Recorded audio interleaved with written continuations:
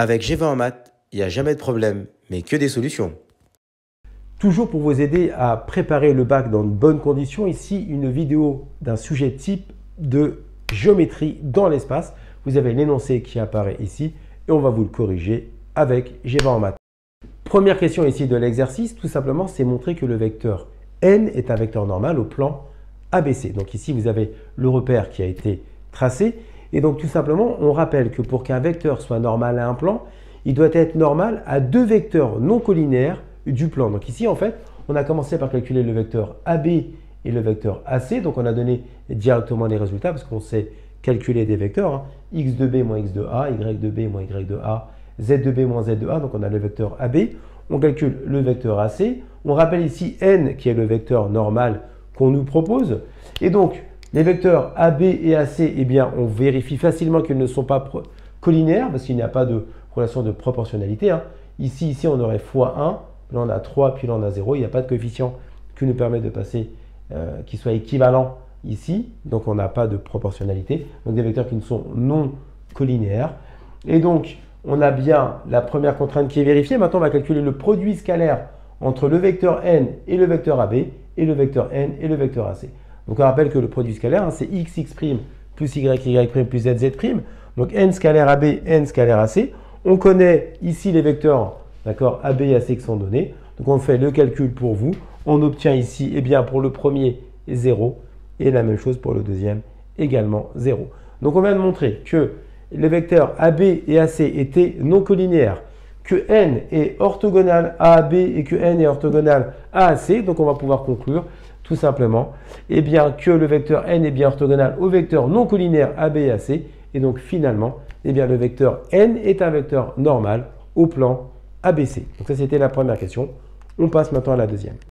Deuxième question ici, c'est de déterminer l'équation cartésienne du plan ABC. On rappelle avec la première question qu'on a défini n comme un vecteur normal du plan ABC et le plan ABC, eh bien, le point A appartient à ce plan. Et bien, grâce à ces deux informations et avec le rappel que vous avez ici, on va pouvoir définir l'équation cartésienne du plan. De manière générale, ça s'écrit AX plus BY plus CZ plus D égale à 0. Donc ici, le vecteur normal, eh bien, c'est 3, 2, 6. Donc c'est A, B, C que nous avons ici. Ça va nous donner 3x plus 2y plus 6z plus d égale à 0. Et enfin, il nous reste à déterminer la valeur de d. Pour cela, on va utiliser le point A. Le point A appartenant au plan, eh bien, ces coordonnées vont vérifier l'équation cartésienne du plan. Ce qui va nous donner ici tout simplement 3 fois 2 plus 2 fois 0 plus 6 fois 0 plus d égale à 0. Donc, ce qui nous reste à la fin, 6 plus d égale à 0. Et cela implique que d est égal à moins 6. Et donc, au final, l'équation cartésienne du plan ABC que nous cherchons s'écrit bien 3x plus 2y plus 6z moins 6 égale à 0. C'était la question ici numéro 2. La troisième question ici, on souhaite eh bien, déterminer l'équation paramétrique de la droite D qui est orthogonale au plan ABC et le point O appartient ici à la droite D.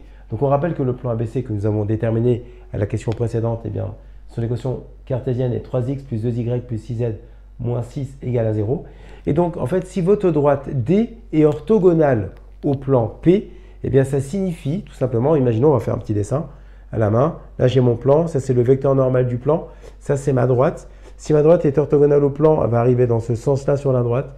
Eh bien ça veut dire qu'un vecteur directeur de ma droite est collinéaire à un vecteur normal du plan. Donc autrement dit, un vecteur directeur possible pour la droite D, eh bien c'est U, on va l'appeler U, qui va être égal en fait à N, donc le vecteur normal du plan. Donc autrement dit, U, le vecteur U va être ici tout simplement, eh bien 3, 2 et 6.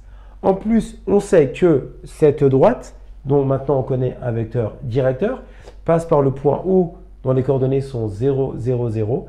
Vous avez ici le rappel de la définition d'une équation paramétrique d'une droite. Et bien tout simplement, l'équation paramétrique de la droite D va s'écrire très facilement. X égale 3t, Y égale 2t et Z égale 6t avec t qui appartient à R. Parce que ici, devant le t, le coefficient, devant les coefficients devant le t ici, c'est ce qu'on appelle le vecteur directeur de notre droite, plus après le point, mais ici c'est le point 0, 0. Et donc en fait tout simplement, c'est notre droite, ici sous forme paramétrique. C'était la question numéro 3, on passe à la question.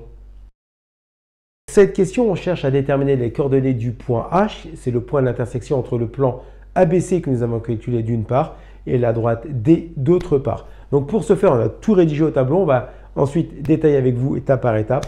Et bien donc en fait ici, ça c'est l'équation cartésienne de notre plan et ça c'est l'équation paramétrique de notre droite. On cherche l'intersection entre un plan et une droite, donc on va résoudre ce système, d'accord? Donc l'équation cartésienne du plan, l'équation paramétrique de la droite. La méthode, ça consiste à faire quoi? C'est bien, ça consiste à remplacer le x, le y et le z par le x, y, z de notre droite. Donc en fait, à l'étape suivante, on a remplacé le x par 3t, le y par 2t et le z par 6t, qui sont ici les coordonnées de notre équation paramétrique de la droite D. Et donc, on va pouvoir maintenant vraiment s'intéresser à la première ligne parce qu'on va voir une équation avec une inconnue ici qui est le réel t que l'on cherche à déterminer. Donc, ça nous fait 9t plus 4t plus 36t moins 6 égale à 0. Et donc, avec cette information-là, on est capable de définir 49t moins 6 égale à 0. Et donc, on va pouvoir, à partir de là, définir la valeur de t. Donc, t va être égal à 6 sur 49. Et donc, après, on va pouvoir remplacer ici le t, tous les t ici par 6 sur 49. Donc, on a ici le calcul qui est fait. Et ça nous donne tout simplement les informations suivantes. 18 sur 49, 12 sur 49 et 36 sur 49. Ici, les valeurs x, y, z correspondent aux coordonnées du point H. Et le point H, c'est quoi? On rappelle que c'est les coordonnées du point d'intersection entre notre plan ici ABC et la droite D. Pour cette question, on nous demande de calculer la distance OH. Et donc tout simplement, vous avez le rappel qui est mis sur votre droite pour comment calculer une distance ici dans l'espace. Tout simplement, OH va s'écrire ici, donc x de h moins x de o, le tout au carré, plus y de h moins y de o au carré, plus z de h moins z de o au carré, et bien sûr le tout racine carrée. Et donc, OH, ici, va s'écrire, x de h, 18 sur 49, moins 0, donc ça va nous faire, donc on va l'écrire, 18 sur 49, moins 0, le tout au carré, plus 12 sur 49, moins 0 au carré, plus 36 sur 49, moins 0 au carré, le tout racine carrée. Et donc qui, au final, lorsqu'on va taper ça à la calculatrice, on va obtenir la distance OH qui sera égale à 6 sur 7. Pour cette dernière question de l'exercice, on souhaite déterminer de deux manières différentes le volume de la pyramide OABC. Donc pour la première manière de le traiter, on va ici prendre comme R de la base le triangle AOC, ici rectangle en haut, et la hauteur, le segment OB. On a modélisé la pyramide sur votre droite, ici avec l'air en vert et la hauteur ici en rouge. Donc on rappelle que les coordonnées des points A, B, C sont données dans l'énoncé et on travaille dans le repère OIJK. Donc à partir de ces informations-là, on est capable de trouver facilement la distance ici OA qui sera 2, OC qui sera 1 et OB qui sera 3. Donc on a rappelé que l'aire de la base c'était l'aire du triangle AOC. Donc ça fait base fois hauteur divise 2. Donc OA fois OC divisé par 2. Donc on le voit ici sur le schéma au-dessus. Donc 2 fois 1 divisé par 2, ça nous donne 2. Ensuite, on va déterminer le volume de la pyramide. Donc le rappel était donné également. Donc c'est 1 tiers de l'aire de la base fois la hauteur. Donc ça nous fait 1 tiers fois 1. C'est ce que nous avons ici calculé précédemment. Fois ici la hauteur OB qui fait fois 3. Donc le total, ça nous fait une unité de volume. Donc ça, c'était la première manière. On va le traiter ensemble sur la deuxième manière. Deuxième manière de déterminer le volume de la pyramide OBAC. Donc tout simplement ici, dans cette situation, on va prendre l'aire de la base de triangle BOC et la hauteur OA. Donc là sur le schéma, vous voyez en bleu l'aire ici du rectangle BOC et la hauteur en rouge OA. Donc ici, on avait les mêmes points, donc ça ne bouge pas.